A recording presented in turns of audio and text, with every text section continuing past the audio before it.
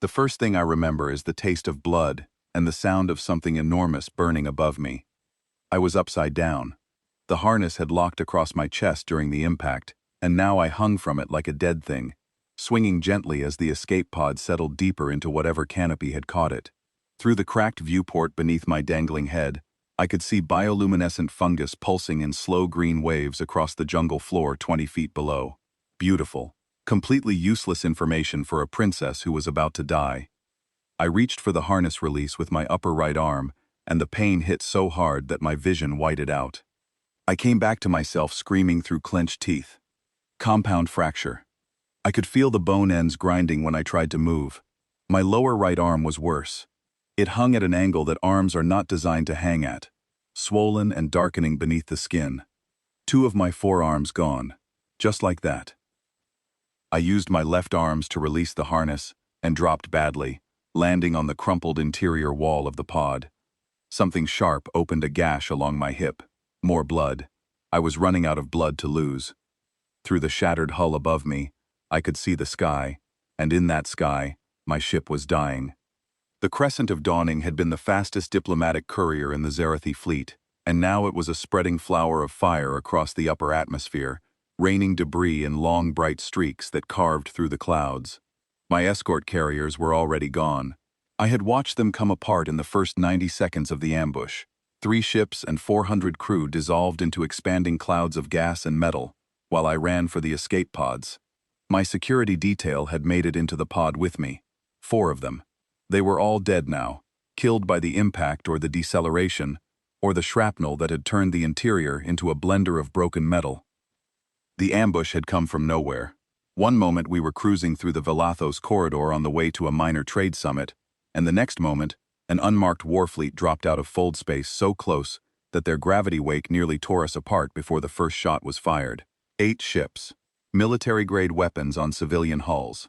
Someone had spent a fortune making this look like a pirate raid, and someone had spent another fortune making sure we would be in exactly this corridor, at exactly this time. I knew what that meant. This was not random. This was paid for. Someone inside the Empire wanted me dead. But that was a problem for later, because right now something was moving through the jungle below me, and it was not wildlife. I heard voices. Low, clicking, guttural. Kolari. My stomach dropped so hard I thought I might be sick. The Kolari were 7-foot reptilian mercenaries who operated on a simple professional principle. They completed the contract, and the contract always included the same final clause. No witnesses, no survivors, no evidence. They were the galaxy's most reliable killers, precisely because they never left anyone alive to complain about their methods. I counted voices. 4. 6, 8, at least 8 of them down there, spreading through the undergrowth in a search pattern, and they were heading toward the crash trail my pod had carved through the canopy. I had no weapons. My biobeacon was destroyed. My communicator was crushed somewhere under the body of Lieutenant Dressa, whose dead eyes stared at nothing from beneath a collapsed support beam. No one was coming for me, because no one knew I was alive. My mother, the Empress of 11 star systems, the most powerful woman in 3 sectors of charted space, had no idea her youngest daughter was bleeding in a broken pod on an uncharted fringe world with 8 Kolari killers closing in. I pulled myself through a crack in the hull and dropped into the canopy. The fall nearly killed me.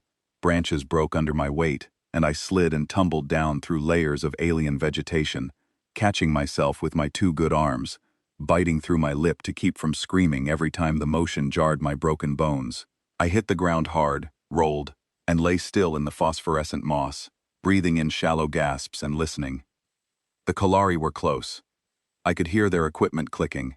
They had thermal scanners.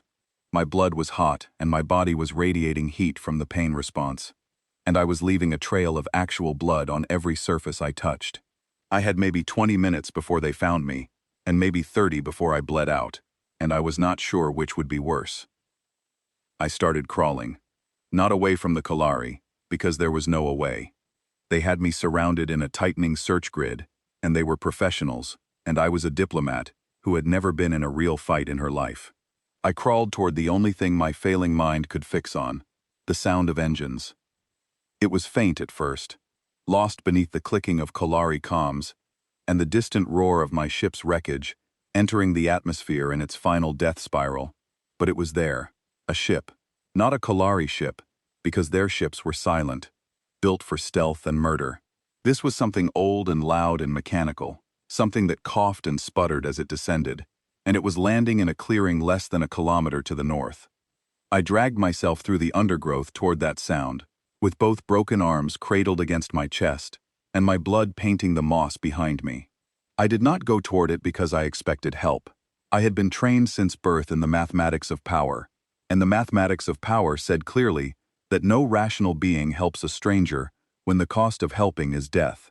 I went toward it because the hull of a ship, any ship, would stop Kolari pulse rounds long enough for me to find a transmitter and send a signal. I went toward it because I was out of options and dying and afraid, and the sound of those sputtering engines was the only thing in the darkness that was not trying to kill me. The clearing opened ahead of me like a wound in the jungle canopy. The ship sitting in it was one of the ugliest things I had ever seen.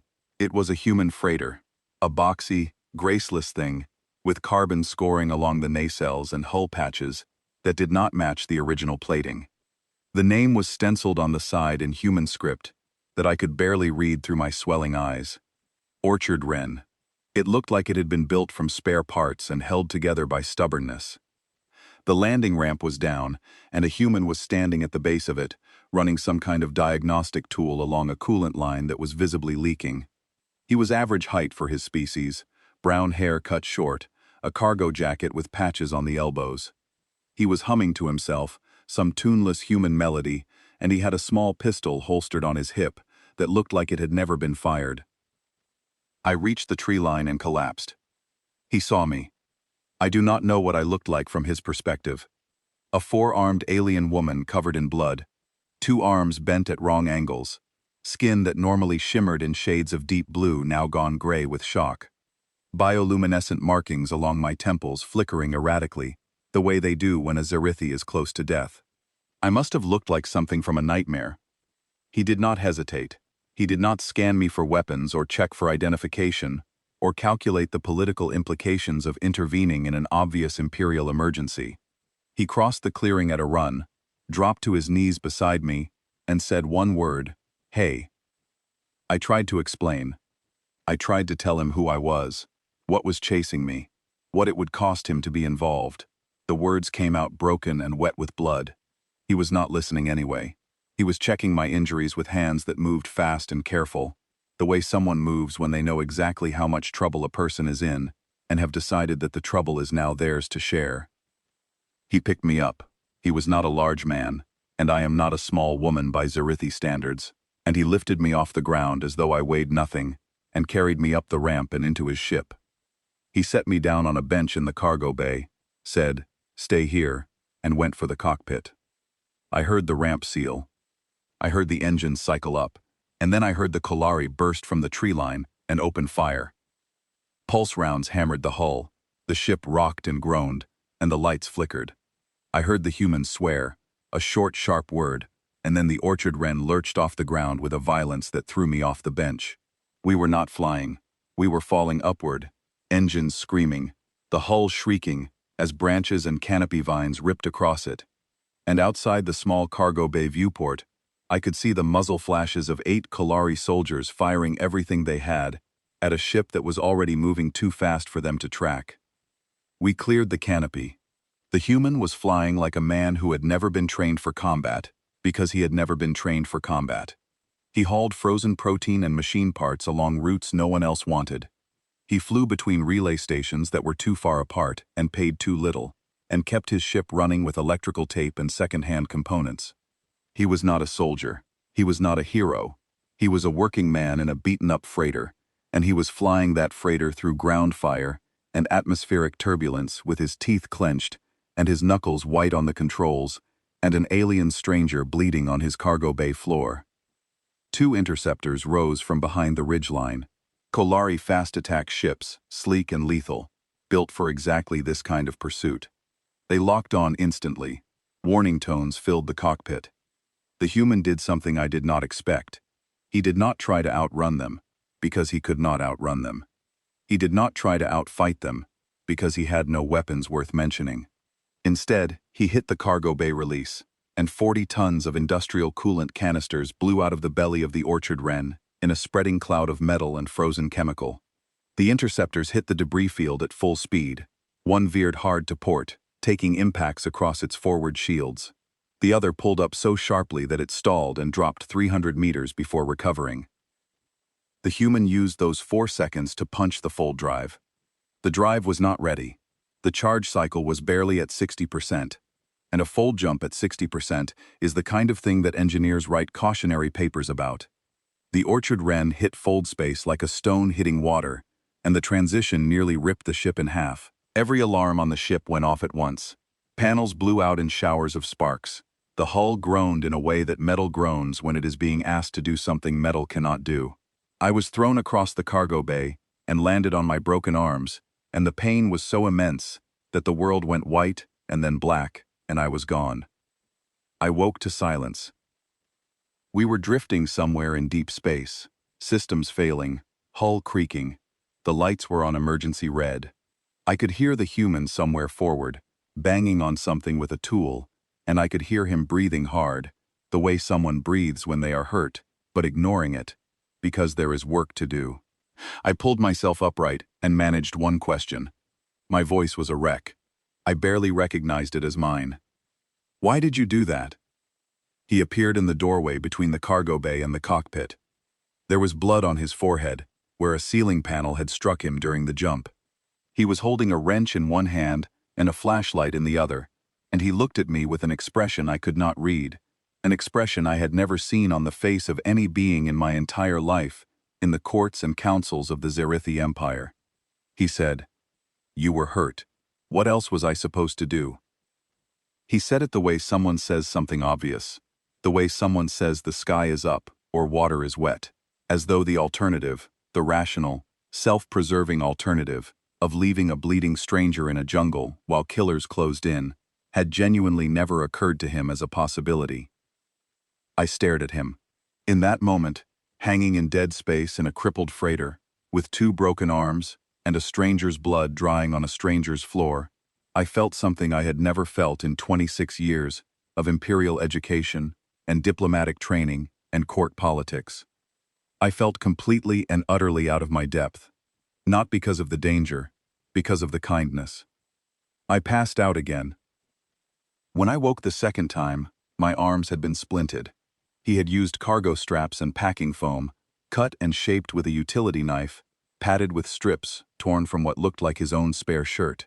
The splints were not elegant, they were not medical, but they held my bones in place, and they did not hurt more than they had to, and the care in their construction was unmistakable.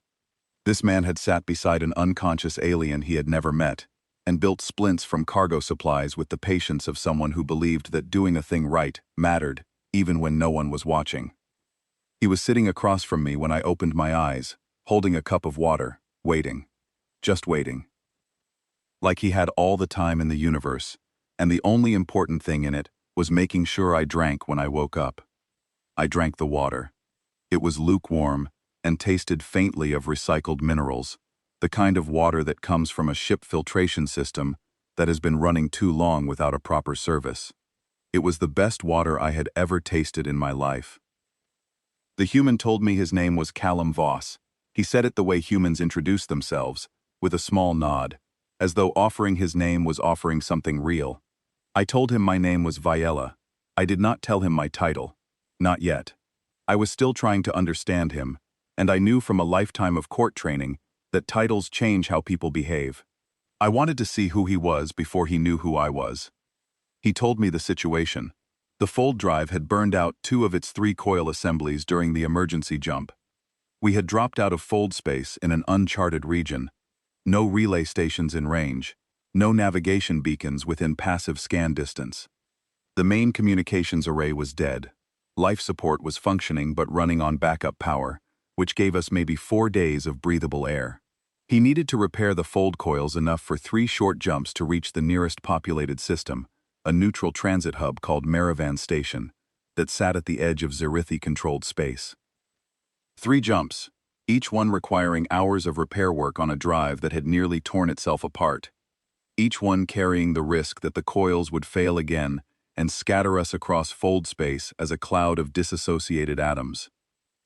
I asked him if that was likely. He thought about it with the honest, unhurried consideration I was beginning to recognize as simply the way he processed the world. Then he said, probably not. But he had been wrong before. He said this with a small shrug, as though being wrong about something that could atomize him was a manageable inconvenience. I told him who I was. I told him my full name and title. Princess Viaella, of the Zarithi Empire, youngest daughter of Sovereign Empress Ethera, blood heir to the throne of reflected light, diplomatic envoy of the imperial court. I told him that the Empress would reward him beyond anything his cargo runs could earn in 10 lifetimes. I told him he had saved someone whose gratitude could reshape his entire existence. I expected his demeanor to change. I had seen it happen 1,000 times at court. The moment someone realizes they are in the presence of power, something shifts behind their eyes. Greed, or calculation, or the careful performance of deference that is really just another form of greed. Every species I had ever encountered did this. The Vorathi would have immediately begun negotiating territorial concessions. The Kolari would have started calculating my ransom value. The Solani would have smiled and begun constructing a century-long web of diplomatic obligation. Power changes how people look at you. It always has. It always will. Callum looked uncomfortable. He shifted on his seat and rubbed the back of his neck with one hand and said, "I don't need a reward. I just need to know where to take you." I did not believe him. I want to be honest about that. I did not believe him because I had never met a person who meant those words. In the Zarithi court, every act of generosity is a move in a game so complex and ancient that it takes decades of study to understand its basic structure. My mother once told me that the difference between an ally and an enemy is simply the direction from which the blade approaches. I was raised in a world where kindness is currency, and currency is never free. So I watched him. During the hours he spent working on the first coil repair, I watched from the cockpit doorway as he lay on his back inside the engine housing, covered in coolant fluid and carbon dust, replacing components with parts scavenged from other systems on the ship. He talked to himself while he worked. Not to me, to himself. Little muttered commentary on the state of the connections, occasional quiet profanity when something did not fit, a running monologue that was clearly the habit of a man who spent most of his time alone. He hummed that same tuneless melody. He stopped twice to make sure I had enough water. I tested him. It was instinct, court training so deep it operated below conscious thought. I implied, carefully and subtly, that my mother might view the rescue as a kidnapping if he could not prove his intentions. I suggested that the Empress had been known to destroy ships that were found carrying members of the imperial family without authorization. I watched his face for the reaction. Fear, leverage-seeking, any shift toward the transactional framework I understood. He went pale, genuinely pale. Then he said, if that was a risk, he would drop me at the nearest station and leave before anyone could connect him to me. He would rather I was safe and he was in trouble than the other way around. I sat with that for a long time. The first full jump worked. The coils held, barely, and we dropped out in a region of empty space that was at least closer to the shipping lanes. Callum immediately began working on the second coil repair. I offered to help.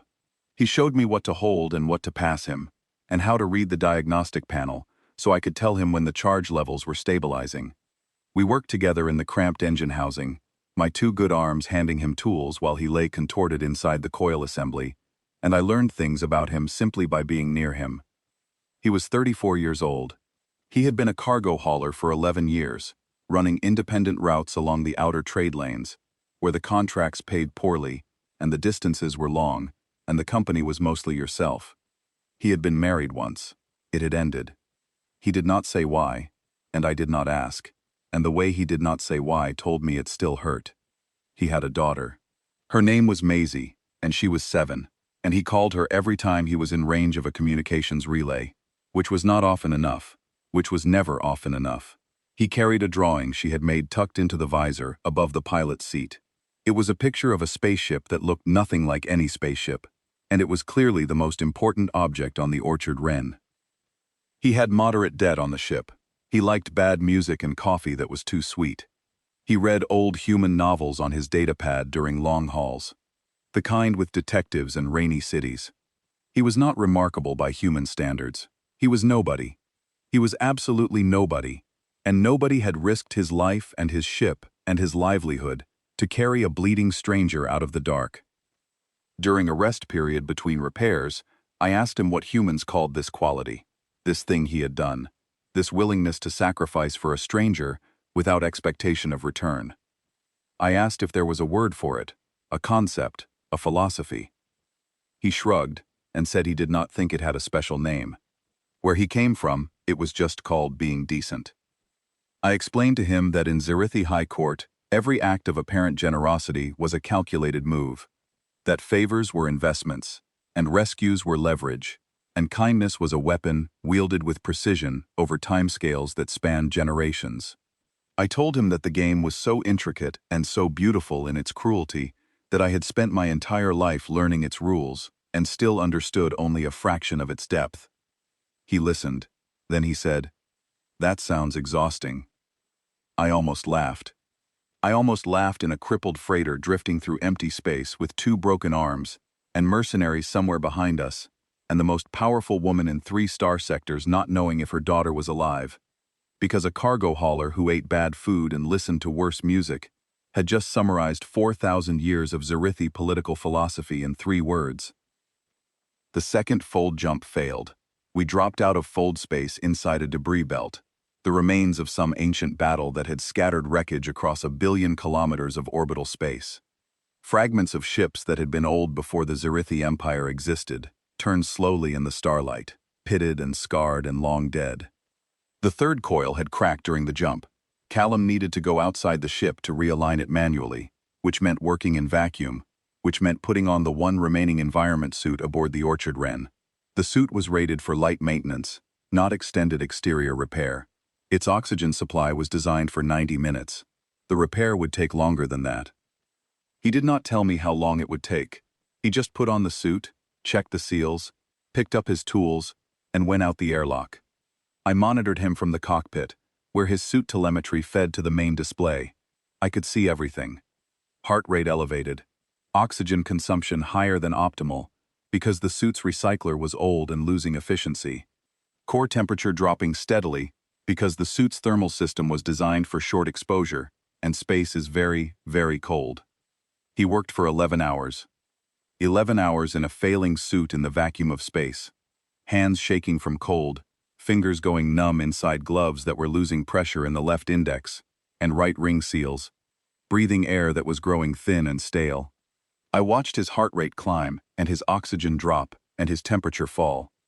And I told him through the comm to come inside, to rest, to let me try something else. And he said no. He said the coil was almost aligned. He said he was fine. He was not fine. His voice was slurred from cold, and his breathing was ragged, and I could see on the telemetry that he was approaching the edge of what a human body could sustain. He did not come back inside until the coil was aligned. He would not leave a job half done when someone was counting on him. When the airlock cycled and he stumbled back into the ship, he collapsed against the wall and sat there for 10 minutes, shivering so violently that I could hear his teeth chattering from across the compartment. I brought him a thermal blanket and the terrible sweet coffee he liked, made from the ship's dispenser, and I wrapped the blanket around him with my 2 good arms and held the cup while he drank because his hands were shaking too badly to hold it himself. He looked up at me and said thank you, as though I was the one doing something remarkable, as though holding a cup of coffee for the man who had just spent 11 hours in vacuum to save my life was an act of extraordinary generosity. I understood something then, that none of my tutors had ever taught me, that no diplomatic briefing had ever contained, that no intelligence report had ever captured. There exists a species in this galaxy that does not treat compassion as currency. Humans do not rescue you and then present the invoice. They do not calculate the return on investment of pulling a stranger out of the dark. They do it because something in their biology or their culture or their strange, violent, contradictory hearts simply will not let them walk away from someone who is in pain. It is not a strategy. It is not a tactic. It is not even a choice, not really, not in the way the Zirithi understand choice. It is something deeper, something structural, something built into the architecture of what they are. The third jump worked. The orchard wren limped into sensor range of Maravan Transit Hub, a massive neutral station that sat at the boundary of Zerithi-controlled space, like a doorstep between empires. I used the station's secure communication terminal to send a priority black signal, the highest emergency classification available to a member of the Imperial bloodline, directly to my mother's personal intelligence network. Within 53 minutes, 3 Zerithi warships dropped out of fold space and surrounded the station. The Resolute Dawn, the Thorn of Silence, and the Cold Meridian, 3 capital-class warships, each one carrying enough firepower to slag a continent, and they arranged themselves around Maravan Station with the precise geometric menace that Zerithi military doctrine demanded. My mother had been looking for me for 4 days. 4 days of silence, 4 days of not knowing. I cannot imagine what those 4 days were like for the most powerful woman in the known galaxy, sitting on a throne that commanded fleets and armies, and the fate of civilizations, unable to find her youngest daughter. The ramp of the orchard wren lowered, and Callum found himself staring down the ceremonial weapons of 40 Imperial sentinels in full battle dress. They were enormous, armored, silent. Their weapons hummed with charged energy, and their eyes were fixed on him with the cold professional assessment of soldiers who had been trained to view every unknown as a threat, until proven otherwise. Callum stood very still. He did not raise his hands. He did not speak. He just stood there in his patched cargo jacket, with coolant stains on the sleeves and a healing cut on his forehead, looking at 40 armed soldiers who could erase him from existence with a thought, and he did not flinch. Not because he was brave, because he was tired, and he had done the right thing, and he was not ashamed of any of it. I pushed past the sentinels and grabbed his arm. "Stay beside me," I said. "I will not let them hurt you." He looked at me, and for the first time since I had met him, I saw something that was almost a smile. Small, exhausted, real. "Wasn't worried about me," he said. They took us aboard the Imperial dreadnought Silence Before Verdict, and they separated us immediately. Medical officers pulled me one direction, intelligence officers pulled Callum another, and within minutes, the man who had saved my life was behind a sealed door in a compartment I was not authorized to enter. I fought the medical officers, not physically. I was in no condition for that, with 2 broken arms and blood loss and the early stages of infection setting into the gash along my hip. But I fought them with words and rank, and the particular kind of fury that only a Zerithi princess can produce when she has been patronized by people who work for her mother. They wanted to sedate me. They wanted to set my bones and put me in a recovery pod and handle the human situation quietly, through proper channels, as though Callum Voss were a situation to be handled, rather than a person who deserved my protection. I demanded to know where they had taken him. The medical chief, a careful woman named Loreth who had served the Imperial family for 60 years, told me that Director Sorvael was conducting a standard security interview. She said this as though it were routine, as though the word interview meant the same thing aboard a Zerithi intelligence vessel as it meant in normal conversation. I knew what Sorvael's interviews looked like. I had studied them. Director Sorvael was my mother's chief of Imperial security, a man who had served the throne for longer than I had been alive, whose loyalty was absolute, and whose methods were the subject of whispered conversations among diplomats who had been on the receiving end. He did not use violence. He was far too sophisticated for that. He used pressure. Layered, systematic, relentless psychological pressure, designed to disassemble a person's story from the inside out, to find the cracks, the inconsistencies, the places where fiction failed to hold up under the weight of sustained interrogation. I pulled rank. I used my blood rank authority, the inherited weight of the Imperial bloodline, and I overrode the medical chief and the security protocols and the 6 officers who tried to explain to me that this was not how things were done. I had never pulled rank on anyone in my life. I had always found it distasteful, this idea that my blood entitled me to override the judgment of people who were better trained and more experienced than I was. But I did it now, because Callum Voss was behind that door, and he did not deserve what was happening to him. I arrived at the interrogation chamber and entered without announcing myself. The room was exactly what I expected, cold, bright. A single table, a single chair, 3 intelligence officers positioned in the triangular formation that Zarithi interrogation doctrine prescribed for maximum psychological coverage. Sorvale stood at the back, watching, his forearms folded across his chest, his expression carrying the calm patience of a man who had all the time in the world and intended to use it. Callum was sitting in the chair. He looked smaller in that room. The proportions were wrong, the ceiling too high, the table too wide, everything scaled for Zarithi bodies that were taller and broader than his. He was still wearing his cargo jacket. He had not been offered anything to eat or drink since they had taken him from the ship. His hands were on the table, palms down, fingers still, and he was looking at the officer across from him with an expression of patient confusion that I was beginning to understand was simply his face when he could not comprehend why someone was making something complicated that was very simple.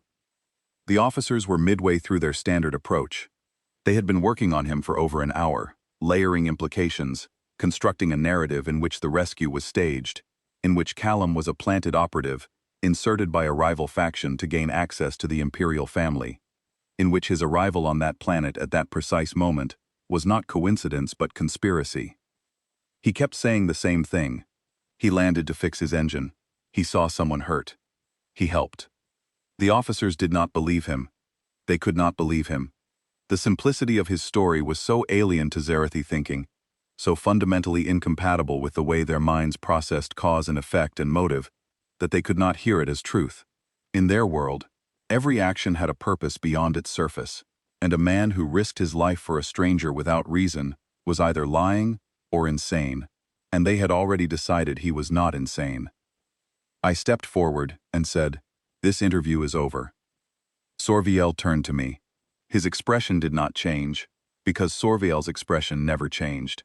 He said, "Princess, you should be in medical care." I said, "And this man should be treated as my guest. He saved my life. He is not a conspirator, and you know it." Sorviel was quiet for a moment. Then he said, "I know what your testimony suggests. I do not yet know what the evidence supports. The Empress will require more than a princess's emotional conviction." The word emotional landed exactly as he intended it to. Dismissive, reducing my certainty to sentiment. I felt my bioluminescent markings flare along my temples, the involuntary Zarithi anger response, and I saw the officers note it the way they noted everything. I asked Sorviel what would happen if the court found Callum guilty of conspiracy. He paused. The pause itself was an answer, but he gave me the word anyway. Dissolution. Dissolution. The Zarithi do not execute criminals the way humans imagine execution. We unmake them. Molecular dissolution. Every cell separated from every other cell, the body reduced to its component elements, the mind extinguished not by violence but by a silence so complete that it is as though the person never existed. We do not even leave a body to mourn over. Callum did not know this word. He sat at the table and watched me argue with Sorviel, and did not understand that we were arguing about whether or not he would be allowed to continue existing. I spent the next day preparing him. We had 2 days aboard the Silence Before Verdict, before we reached the throne world, and I used every hour I could steal from the medical officers and the security briefings, and the constant political maneuvering that surrounded me like currents in deep water. I tried to teach him court etiquette, the 17 postures of supplication, the precise angles of eye contact that communicated different levels of deference, the ritual phrases that opened and closed formal address, the 1,000 small signals that the Zarithi court used to sort people into categories of worth. He tried. I want to emphasize this. He genuinely tried. He practiced the postures until his body ached from holding positions that were designed for beings with 4 arms. He repeated the phrases until his pronunciation was passable if not elegant. He listened to my explanations of court hierarchy with the focused attention of a man who understood that his life might depend on getting this right.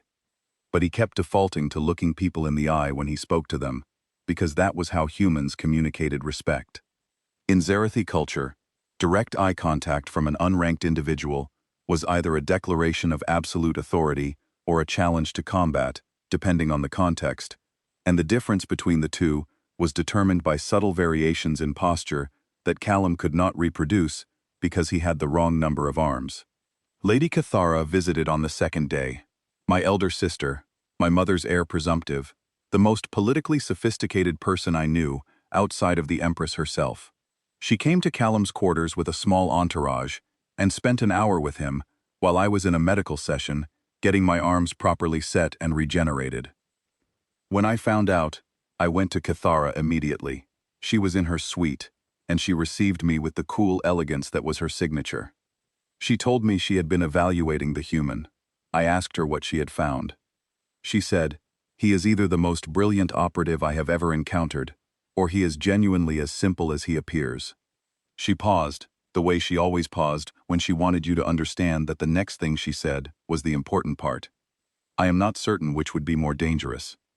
I asked what she had tried. She told me she had employed standard recruitment technique, offering him access, influence, information, the subtle promises that form the first threads of political alliance. She told me he had not recognized any of it.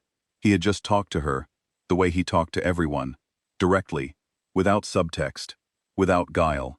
He had asked about her work and listened to her answers, and told her she seemed stressed, which was not something anyone had said to the heir presumptive of the Zarithi Empire in her entire adult life. Lord Protector Davrin, head of the military council, demanded that Callum be confined to a holding cell until the formal court session. He argued that the human's presence aboard an imperial vessel was a security violation that could not be mitigated by a princess's personal attachment. He used the word attachment deliberately, loading it with implication. I invoked the right of guest shield. The room went silent. Sorvale stopped mid-sentence. Cathara, who had been observing from a side corridor, stepped fully into view with an expression I had never seen on her face before. Davrin looked at me as though I had drawn a weapon. The right of guest shield was ancient, older than the current dynasty, older than most of the legal structures that governed the empire. It allowed a member of the imperial bloodline to grant personal protection to a foreign national by binding their fate to her own. If the guest was found guilty, the protector shared the sentence. If Callum was dissolved, I would be dissolved with him. I invoked it without hesitation. The words came out of me clear and steady and certain. Because I was clear and steady and certain. Not because I had calculated the odds, not because I had weighed the political implications, not because I believed I could manipulate the outcome, because he had carried me out of the dark, and I would not let him face this alone. The declaration was broadcast to the entire ship. 2,000 crew members heard the youngest princess of the Zarithi Empire stake her life on the innocence of a human cargo hauler. Callum was informed. He was brought to my quarters under guard, and Sorvale explained what I had done, and I watched the information land on him. I expected gratitude, or relief, or at least the recognition that his odds of survival had just improved significantly. He was angry. Not loud angry, not dramatic angry. The quiet, tight-jawed anger of a man who cannot believe that someone he cares about has done something reckless on his behalf. He looked at me with that anger burning steady behind his eyes and said, "You should not have done that." I said, "You would have done the same for me." He said, "That is different." I said, "Why?" He did not have an answer, and I told him that was exactly how I had felt on that jungle floor when he picked me up and carried me to his ship. He stood there in the doorway of my quarters, a cargo hauler in a borrowed coat, and the anger slowly left his face and was replaced by something I could not name.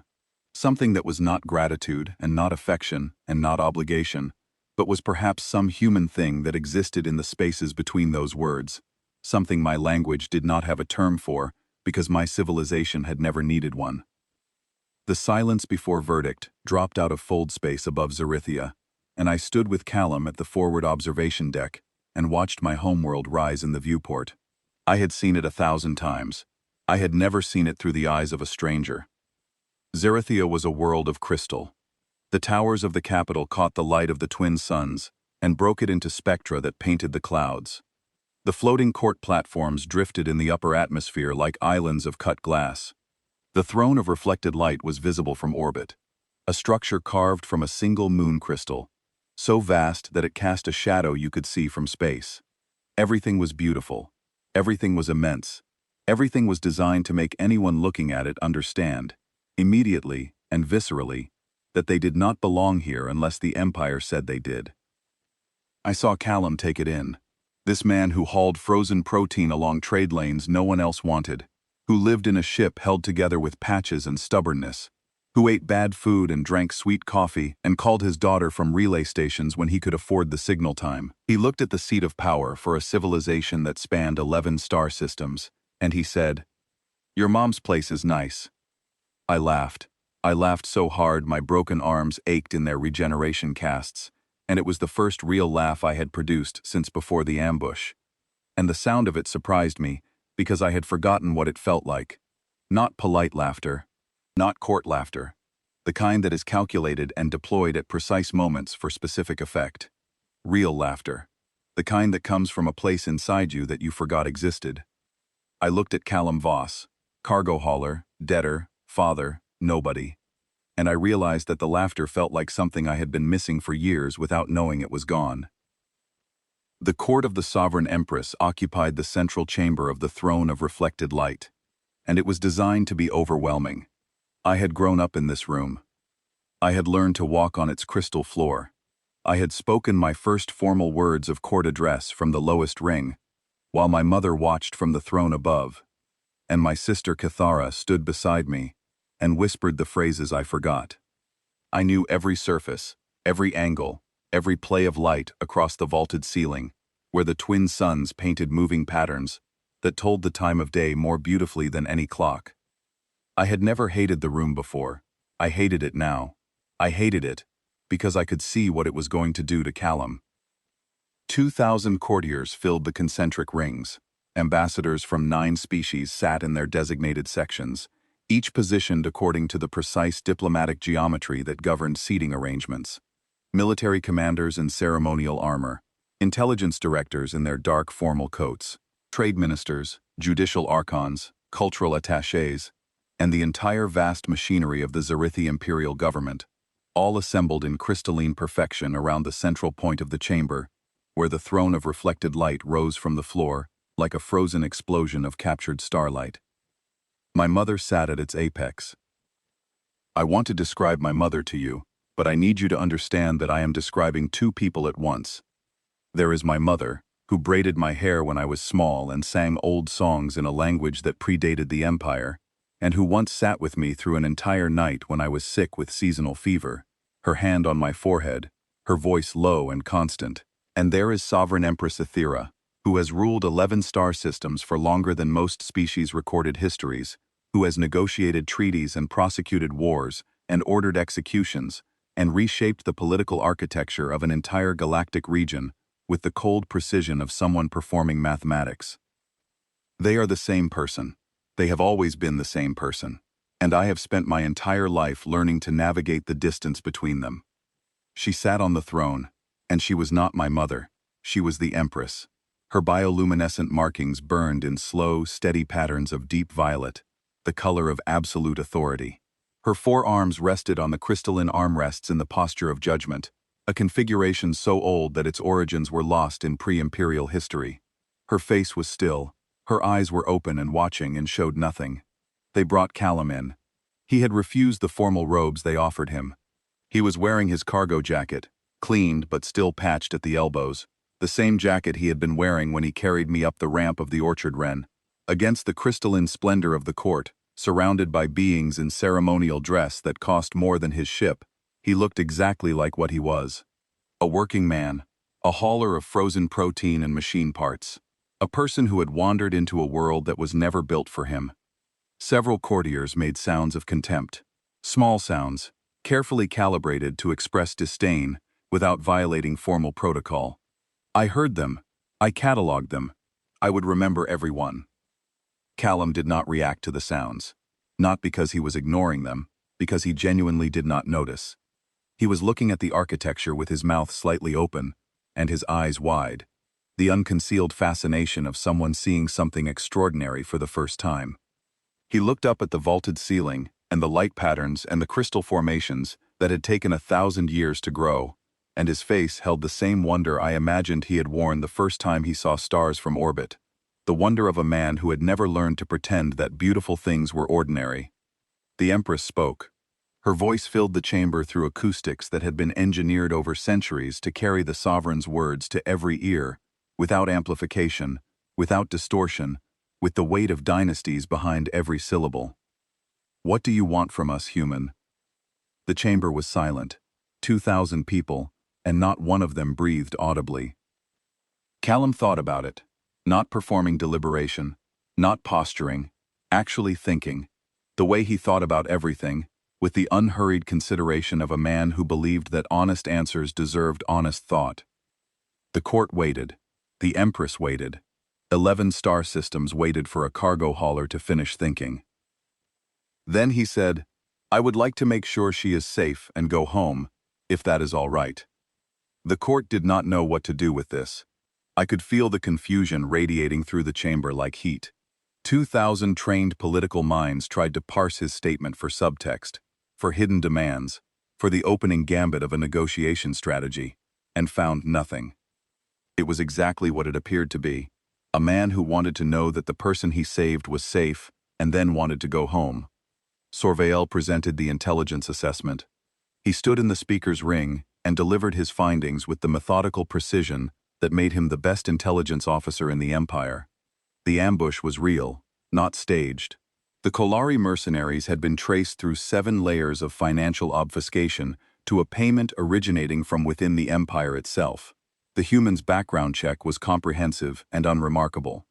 Cargo manifests for 11 years, fuel receipts, maintenance logs, a custody agreement, an overdue library fine from a station he had visited 2 years ago. He was, conclusively and exhaustively, nobody. There was no connection to any faction, any intelligence service, any political entity. He was a man who hauled cargo and called his daughter and fixed his own ship. The Empress dismissed the report with a gesture that was barely a movement. She was not interested in the conspiracy. She had people for that. She was interested in the human. Then she did something I had never seen her do in a formal court session. Something that, according to the court archivists who would later verify the records, she had not done in living memory. She stood. And she descended from the throne of reflected light. She walked down the crystal steps that separated the sovereign from the court, each step ringing with a clear tone, like a bell being struck, and the sound of her footsteps in the silence was the loudest thing I had ever heard. She walked across the open floor of the central ring and stopped in front of Callum Voss. She was taller than him by a full head. She looked down at him with eyes that had negotiated the fates of worlds, that had stared down war fleets and trade embargoes, and assassination attempts, that had watched civilizations rise and crumble from the vantage point of a throne that had endured longer than most species' concept of forever. She asked him questions, and he answered them, and each answer was simpler than the one before. "You did not know who my daughter was when you saved her?" "No." "You had no alliance with our empire, no debt to repay, no contract to fulfill?" "No." "You risked your life and your vessel for a stranger of a species you had never encountered, with no expectation of recognition?" "That is right." "Why?" And he said what he had said on the ship, and what he had said in the jungle, and what he would apparently say until the stars burned out, because it was the only answer he had, and it was the truth. She was hurt. The Empress stared at him. The silence stretched. I could hear my own heartbeat in my ears. Then my mother turned to me, and in the turning, something shifted. Something in her posture, something in the pattern of her bioluminescent markings, something so subtle that only someone who had studied her for 26 years would have seen it.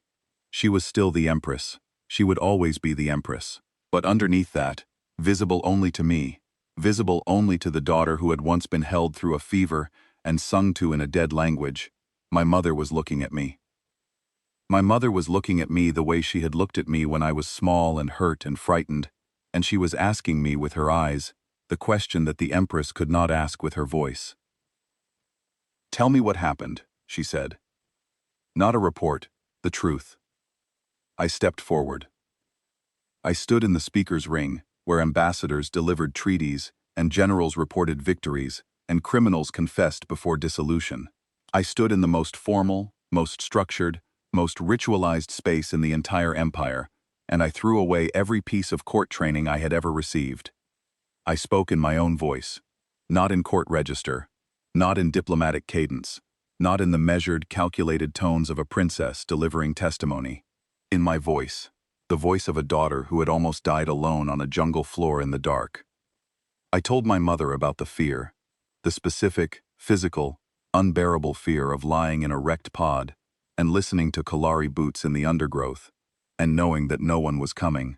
I told her about crawling through bioluminescent moss with 2 broken arms, leaving a trail of blood that would lead straight to me, heading toward a sound I did not understand, because it was the only thing in the darkness that was not trying to kill me. I told her about a man who was humming to himself while he fixed a coolant line, a man who saw a bleeding alien on the ground and did not ask who she was, or what it would cost, or what the political implications might be. A man who picked her up and carried her into his ship, and sealed the door, and flew through gunfire, and canopy, and atmosphere, and fold space, because she was hurt, and that was all the reason he needed. I told her about packing foam splints, about a cup of water held by someone who waited for you to wake up, because waiting was the decent thing to do, about 11 hours in a failing vacuum suit, because the coils needed aligning, and someone was counting on him, and when he came back inside, he could not hold his own coffee because his hands were shaking so badly, and he looked up at me while I held the cup and said thank you. I told her about the reward he did not want, about the angle I could not find, about a man who, when threatened with the possibility that the Empress herself might view the rescue as a crime, offered to leave immediately so that I would be safe, even though leaving would mean he got nothing. I told her the truth, every piece of it, and when I was done, I said the only thing left to say, the thing I had been carrying inside me since the moment he picked me up off the jungle floor, the thing that was not a political statement, or a diplomatic argument, or a calculated move in the ancient game my civilization had been playing since before the first tower grew. I said, "He saved me, Mom. Not princess, not empress, not sovereign Ithera. Mom." The court was silent, the kind of silence that has weight, that presses against you, that fills the lungs and sits heavy in the chest. 2,000 people, and not one of them moved. Ambassadors from 9 species held their breath. Military commanders who had commanded fleets in battle stood motionless. The entirety of the Zerithi imperial apparatus, the most sophisticated political machine in the known galaxy, was frozen by 6 words spoken by a girl who missed her mother. The Empress looked at Callum for a long time. Then she asked one final question. And it was not about the rescue. It was not about politics or security or the fate of empires. She asked about his daughter, the one he called from relay stations. She asked what he would have done if saving Violela had meant never seeing his own child again. And Callum's composure broke. It did not break dramatically. There was no collapse, no tears, no grand display of human emotion. It broke the way strong things break, quietly, along lines you did not know were there. His jaw tightened, his eyes went bright. His voice, when it came, was steady only because he was working very hard to make it steady. He said he had thought about that. During the chase through the atmosphere, with pulse rounds hitting the hull and the interceptors closing and the fold drive charging too slowly, he had thought about Maisie. He had thought about her drawing tucked above the pilot's seat, the spaceship that looked nothing like a spaceship, and he had decided something. He decided that if he died, at least his daughter would grow up knowing her father was the kind of man who stopped when someone needed help. He decided he would rather she had that than had him. He said this looking at the floor, because he could not look at anyone while he said it, and his voice was not steady anymore, and he did not try to make it steady, and the honesty of that unsteadiness was more powerful than any speech the court had ever heard. The Empress nodded. She understood sacrifice calculated in terms of legacy. That was a language she spoke fluently. But I could see that she also recognized something else in his answer, something beyond calculation. This man would have made the same choice if no one ever found out. If his daughter never learned what happened. If the story died with him in the atmosphere of an uncharted world. The goodness was not performative. It was not strategic. It was structural. It was part of what he was, the way crystal is part of what Zerithia is, and you could no more separate it from him than you could pull the light from a star. She returned to the throne. She climbed the steps in silence, and every step rang like a bell, and the chamber held its breath until she was seated. She announced that the court would reconvene in one cycle for formal judgment. But as she passed me, she paused. She reached out with one hand and placed it against my cheek. The touch was warm. It was gentle. It was the most private gesture in the Zarithi emotional vocabulary, a thing done between mothers and daughters in quiet rooms with no witnesses. And she did it here, in front of 2,000 courtiers and 9 species ambassadors, and the entire apparatus of the state. She did not speak. She did not need to. I had been reading my mother's touch since I was old enough to be held, and I knew what this one said as clearly as if she had spoken it aloud. I almost lost you, and I am not finished being afraid. The night before the final session, I went to find Callum. He had proper quarters now. I had insisted, and Sorviel had relented, and the sentinels who guarded his door had been given strict instructions that he was a guest, and would be treated as such. The quarters were modest by court standards, which meant they were the most luxurious room Callum had ever occupied, which meant he had moved the pillows off the absurdly large bed and was sleeping on the floor because it felt more like his bunk on the orchard wren. I found him sitting at the room's communication terminal, jabbing at interface panels he could not read, trying to find a way to connect to a human-compatible relay. He wanted to call Maisie. He had missed 2 scheduled calls, and the missed calls were eating at him in a way that the threat of dissolution apparently was not. I sat beside him and configured the terminal. Zarithi communications technology was several generations ahead of human systems, but the underlying signal architecture was compatible if you knew how to bridge the protocols. I knew. I had studied human communications infrastructure as part of my diplomatic training, one of 1,000 subjects I had learned and never expected to use, and was now grateful for beyond expression. The call connected, the screen resolved, and a small face appeared, a 7-year-old girl with brown hair and her father's eyes, and a gap where a tooth had recently departed. She was in a room that looked warm and cluttered and lived in, and behind her, I could see a woman who was presumably her mother, watching from a doorway with an expression I could not read from this distance. Callum's entire body changed. The tension left his shoulders. The wariness left his eyes. The man who had sat calmly through intelligence interrogations and stared down 40 armed sentinels and flown through ground fire without flinching became, in the span of a single heartbeat, something softer, something more. Maisie launched into a breathless account of everything that had happened since his last call. A friend at school had brought a real caterpillar to class. She had learned to write her name in cursive, but the S was hard. She had drawn a new picture, and she held it up to the screen, a drawing that was either a dragon or a horse, and Callum told her it was the best dragon horse he had ever seen, and he meant it entirely, the way he meant everything. She asked him when he was coming home. He said soon. She asked him where he was, and he glanced at me, and then he told his daughter he was visiting a friend's house, which was technically true, in the same way that calling a moon crystal palace a house was technically true. She asked who the friend was. He tilted the screen so she could see me. Maisie studied me with the frank, unself-conscious curiosity of a child. She took in the blue skin, and the 4 arms, and the bioluminescent markings, and the regeneration casts, and said, "She is pretty. Does she have a cat?" I told her I did not have a cat. She told me I should get one. She told me cats were the best. She told me her cat's name was Pudding, and Pudding could open doors, which was both impressive and inconvenient. Callum talked to his daughter for 22 minutes, and I stood in the doorway and watched, and something shifted in my chest. Not romance. I need to be clear about that, because I know how this sounds, and I know what stories like this usually become, and this is not that story. What I felt was recognition. Recognition that this man's gentleness was not a performance. It was not a strategy. It was not weakness wearing a pleasant mask. It was the same material as his courage. They were not separate qualities. In humans, it seemed, they grew from the same root.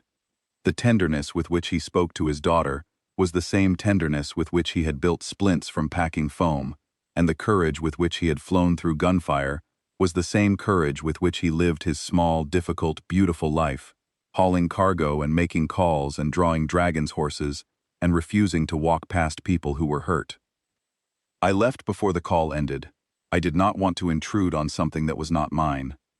The Empress summoned me before the final session. She sent for me privately, through a channel that bypassed the court's communication networks entirely, and when I arrived at her private chamber, I understood why. This was the room without surveillance, the room without advisors or protocol, or the 1,000 watching eyes that accompanied every other moment of her existence.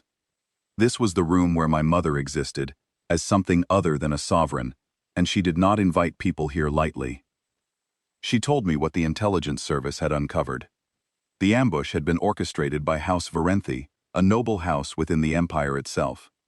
Lord Varenthi's faction had been engineering a succession disruption for years, working to weaken the imperial bloodline through targeted elimination of its junior members.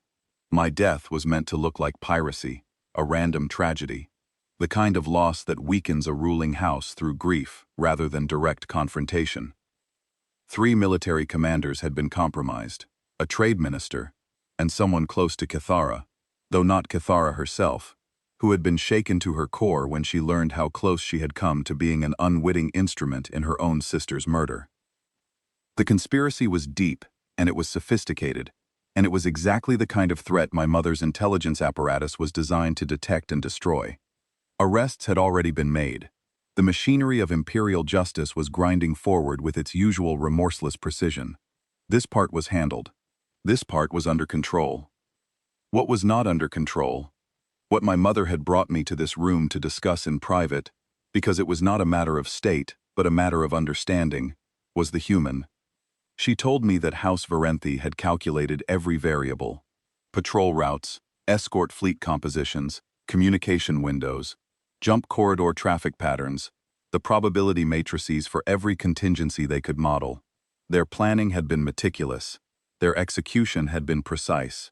They had accounted for every factor that a rational intelligence could account for, and they had missed only one. They had not included in their models the possibility that a random, unaffiliated, insignificant human cargo hauler would land on that planet at that moment, for no reason related to the operation, and would choose, for no reason that any Zerithi model of rational behavior could predict, to intervene. The entire conspiracy, years of planning, millions in expenditure, the careful assembly of a network of traitors and mercenaries, had been undone by a variable that no Zerithi intelligence model would ever include: irrational compassion from an unrelated party. My mother told me this disturbed her, not the conspiracy. The conspiracy was politics, and politics she understood the way she understood breathing. What disturbed her was the human. She had built her reign on a foundational assumption: that all actors are rational, that all actions are calculable, that all compassion is transactional. Her models of the galaxy, the models that had kept her empire stable and her family alive for longer than most civilizations existed, depended on this assumption the way a building depends on its foundation. The human broke her model. And if her model was wrong, if there existed a species that acted outside the framework of calculated self-interest, that intervened in the affairs of strangers not for gain, but for reasons that could not be mapped or predicted or countered, then every diplomatic, military, and intelligence assumption the Zerithi Empire operated on might be incomplete. She said the word incomplete the way another person might say the word dangerous. I told my mother that maybe incomplete was not the same as wrong. Maybe there was room in the model for something the Zerithi had stopped believing in a long time ago. Maybe the model was like a map that showed every mountain and river and city, but left out the wind, and the wind was real, whether or not the map acknowledged it, and the wind could carry you to places the map said did not exist. My mother looked at me for a long moment, and in that look, I saw something I had rarely seen in the Empress of 11 star systems: uncertainty, not weakness, not doubt in herself or her judgment, but the genuine, uncomfortable uncertainty of a brilliant mind encountering a piece of the universe that did not fit its framework, and being honest enough to admit it. The final session convened. The court filled again, 2,000 strong, and the tension in the chamber was different now. The word had spread about the Varenthi conspiracy. Factions were realigning. Alliances were dissolving and reforming in real time. The constant fluid recalculation of political position that followed any disruption to the established order. But beneath the politics, beneath the maneuvering, there was a current of genuine anticipation. because everyone in the chamber knew that the matter of the human had not been resolved, and everyone wanted to see what the Empress would do. She announced the Varenthi exposure first, the arrests, the evidence, the scope of the conspiracy. She delivered this with the clinical precision of a surgeon describing an operation that had already been completed successfully. House Varenthi was finished.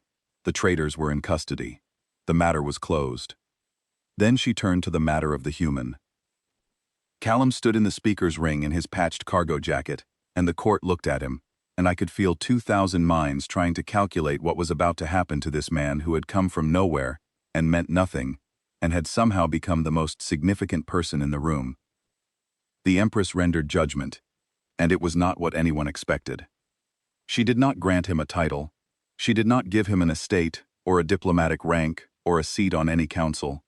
She did not fold him into the Zarithi power structure, because doing so would be the most Zarithi possible response, absorbing the useful asset, converting gratitude into leverage, domesticating the outsider. She recognized that to do any of these things would be to take what made him remarkable and crush it under the weight of exactly the system he had never been part of. Instead, she repaired his ship. She had the Orchard Wren brought to the Imperial shipyards, and she had it restored, not with Zarithi technology, but with the best human-compatible components her procurement officers could source. The engines that had coughed and sputtered were rebuilt to factory specification. The hull patches were replaced with proper plating. The coolant lines that had leaked and failed and nearly killed us both were replaced with lines that would last for decades.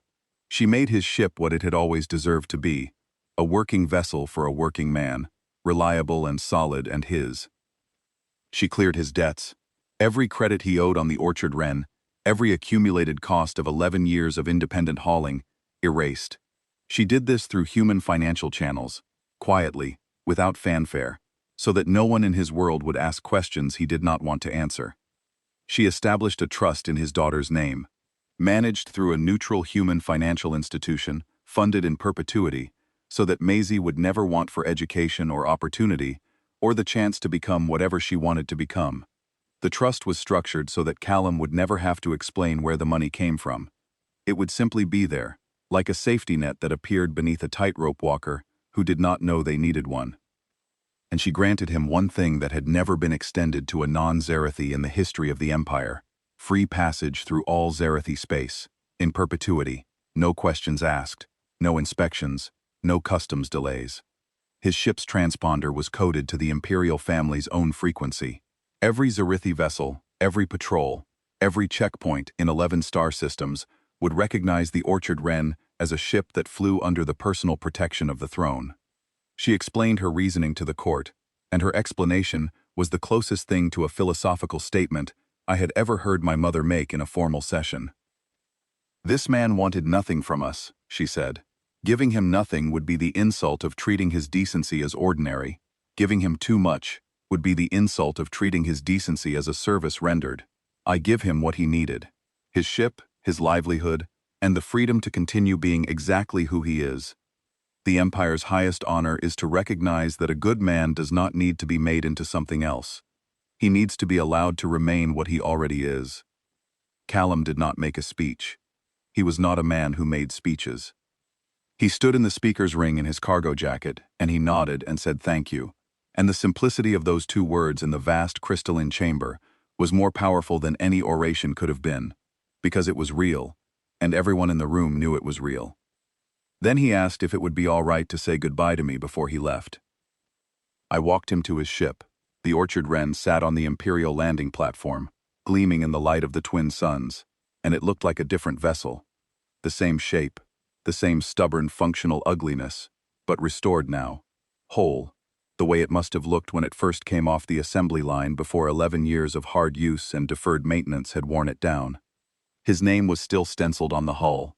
The font had not been changed. The ship was still his. It was just better now. We stood at the base of the ramp, and the Imperial city rose around us in towers of crystal and light, and the wind carried the sound of bells from somewhere in the upper courts, and I had to say goodbye to the man who had carried me out of the dark. I told him the truth. I had spent my entire life inside a system that treated every relationship as a transaction, every kindness as currency, every connection as a thread in a web of obligation and leverage. I told him he was the first person I had ever met who made me believe that something else was possible, that a connection could exist without a cost, that someone could care about you for no reason more complicated than the fact that you were hurting, and they were there. I did not ask him to stay. I did not confess any grand emotion.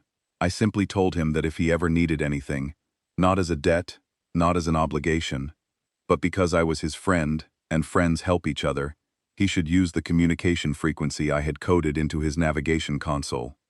It was a direct line, encrypted. It would reach me anywhere in the Empire, at any time, for any reason or no reason at all. He said he would call. I said he had better. He said maybe Maisie would like to see a crystal planet someday. I said I would like that very much. I said I would show her the light gardens, where the bioluminescent flowers bloom in patterns that tell stories, and the sky bridges, where you can walk between towers and feel the wind from both suns on your face, and the deep galleries, where the first Zerithi carved their histories into the living crystal before they knew they were building an empire. He smiled, not the almost smile from the station, a real smile, tired and warm and full of something I did not have a word for in my language. He walked up the ramp. He turned at the top and raised one hand, a simple human gesture that means both hello and goodbye, and somehow means both at the same time. Then the ramp closed, and the engines fired, smooth and strong and steady, and the orchard wren lifted from the platform and climbed through the crystal city and broke through the cloud layer and was gone. I watched his ship until it reached fold space and vanished, and then I stood on the platform for a while longer, listening to the bells and feeling the wind, and being, for the first time in my life, not a princess or a diplomat or a pawn in anyone's game, but simply a person who had been helped by another person and was better for it. I went back to the throne room. It was empty now. The session concluded. The courtiers dispersed. The ambassadors returned to their residences. The chamber was vast and quiet, the crystal surfaces reflecting the late afternoon light in long amber ribbons across the floor. My mother was still there. She sat on the throne of reflected light, but she was not sitting in the posture of judgment, or the posture of authority, or any of the formal configurations. She was sitting the way a tired woman sits at the end of a long day, leaning slightly to one side, one hand resting on the armrest, looking out through the great window at the sky. I climbed the steps.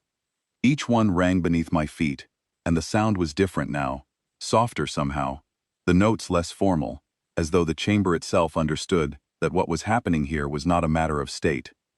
I sat on the step below the throne, the way I used to sit when I was very young, and my mother would tell me about the stars while the court slept. She asked me a question. She asked it quietly, without the projection or the resonance, or the weight of authority. She asked it as a mother asks a daughter something she genuinely wants to know. Do you think there are more of them like him? I thought about it. I owed her an honest answer, so I gave it honest thought. I thought about a species that builds ships to carry frozen protein across empty space, that names those ships after birds and orchards and small gentle things.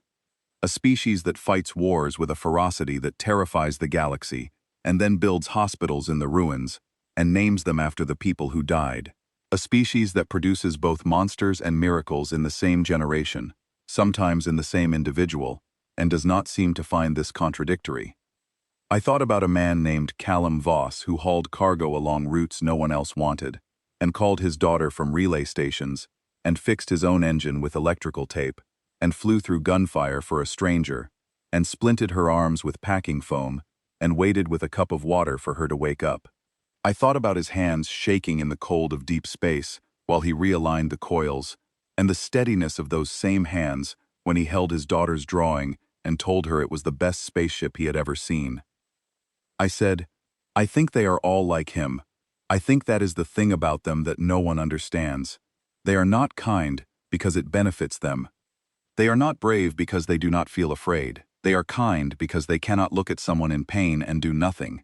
And they are brave because the doing matters more than the fear. I think every one of them carries that inside them, and I think that is why the galaxy does not know what to do with them. My mother was quiet for a long time. The twin suns moved across the sky, and the light patterns on the ceiling shifted from amber to gold to the deep rose that meant evening was coming. And we sat together in the empty throne room and watched the colors change the way we had watched them when I was small, when the Empire was a concept I did not yet understand, and my mother was simply the person who held me and told me about the stars. Then she said, "Perhaps it is time we learned." I leaned my head against the step and closed my eyes and listened to the bells in the wind, and felt, for the first time since the ambush, since the jungle, since the blood and the dark, and the sound of boots in the undergrowth, something that I recognized, after a moment, as peace. Not the peace of safety, not the peace of power, the peace of knowing that somewhere out there, in the vast dark between the stars, a battered freighter with a new coat of paint was carrying a good man home to his daughter, and the galaxy was wider and stranger and more full of grace than any model had ever predicted. He saved me, Mom. He saved all of us. He just does not know it yet.